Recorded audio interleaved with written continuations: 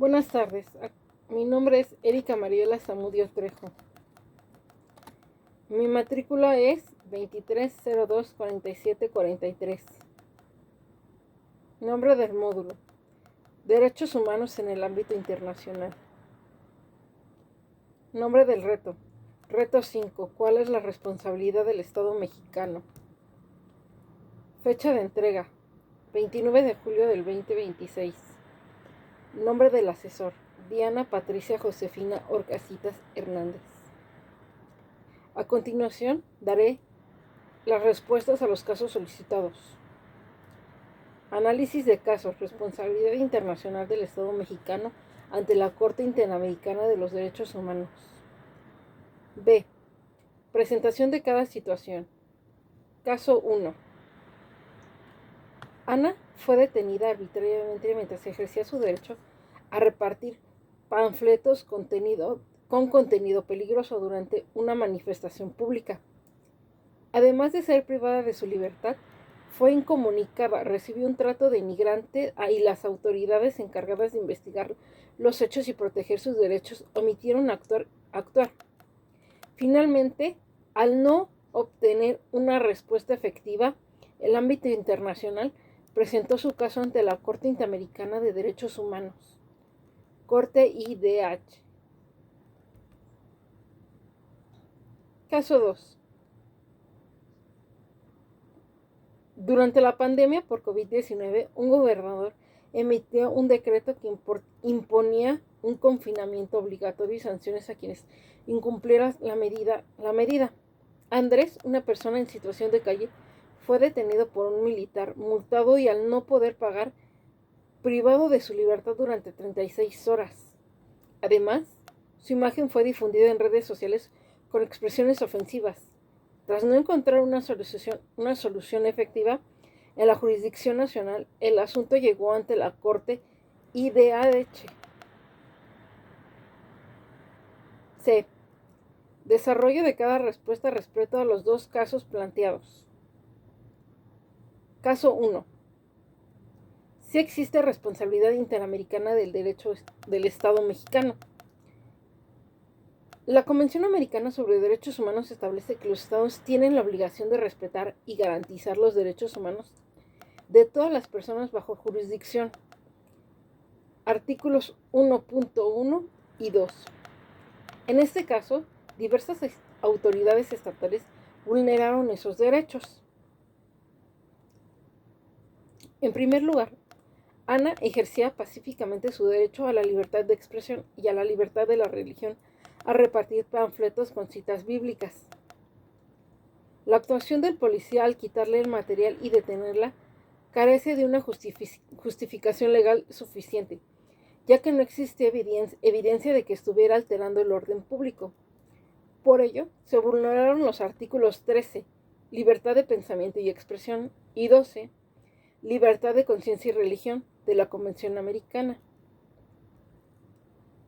Asimismo, la privación de la libertad fue arbitraria, pues Ana permaneció detenida e incomunicada durante 3 horas en una patrulla y posteriormente un día completo en una barandilla, sin que existiera una causa legal válida.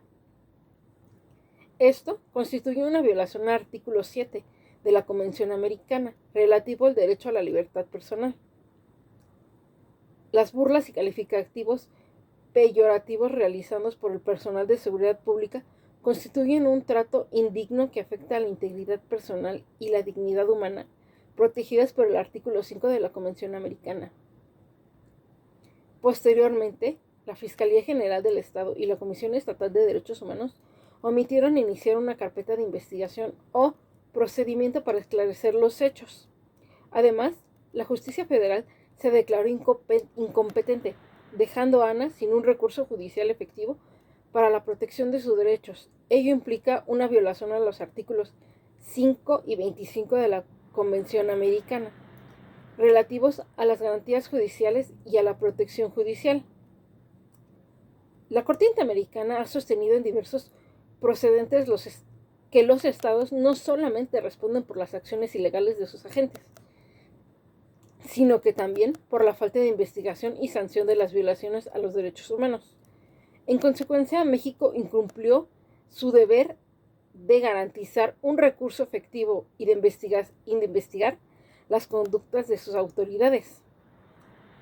Por lo tanto, el Estado mexicano incurre en una responsabilidad internacional por la violación de los derechos a la libertad personal, la libertad de expresión, la libertad religiosa integral personal, garantías judiciales y protección judicial. Caso 2. También existe responsabilidad internacional del Estado mexicano.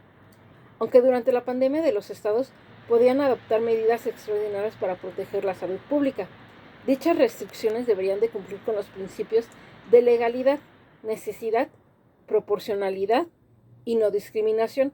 Conforme a la Convención Americana sobre Derechos Humanos y la jurisprudencia interamericana, el decreto emitido por el gobernador estableció un toque de queda y sanciones privadas de la libertad sin que existiera una declaratoria formal de suspensión de derechos conforme al artículo 27 de la Convención Americana y el artículo 29 de la Constitución Política de los Estados Mexicanos. Además, un gobernador carece de facultades para restringir de derechos fundamentales de esa naturaleza.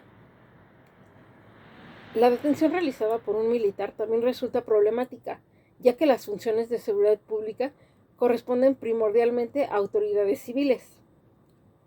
La Corte Interamericana ha señalado que la participación de las Fuerzas Armadas en tareas de seguridad debe ser extraordinaria, subordinada, regularizada y fiscalizada.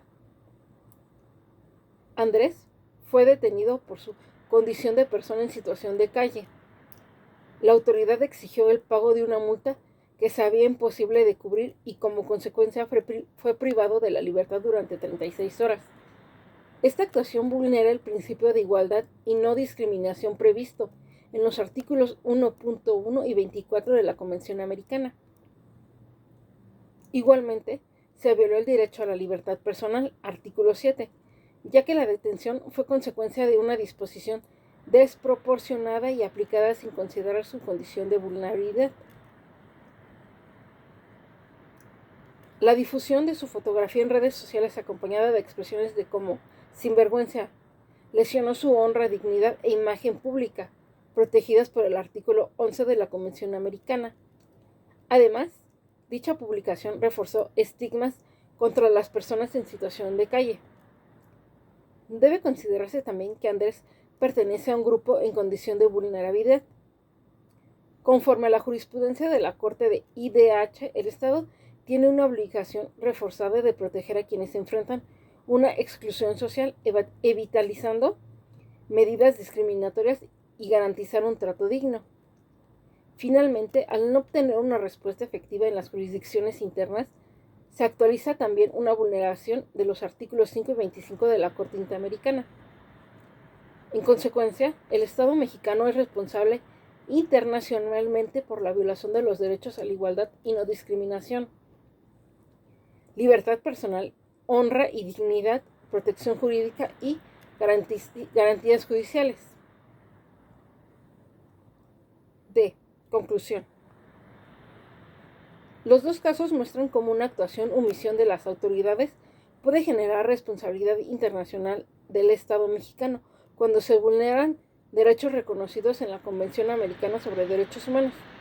En el primer caso, Ana fue detenida arbitrariamente mientras ejercía su libertad de expresión y de religión, además de sufrir malos tratos y no contar con una investigación efectiva por parte de las autoridades. En el segundo caso, Andrés fue víctima de una medida desproporcionada aplicada durante la pandemia. Sufrió discriminación por su condición de persona en situación de calle. Fue privado de su libertad y expuesto públicamente de manera humillante. En ambos asuntos, el Estado incumplió su obligación de respetar, proteger y garantizar los derechos humanos, así como de ofrecer recursos judiciales efectivos para reparar las violaciones. La intervención de la Corte Interamericana resulta fundamental cuando los mecanismos internos no brindan justicia.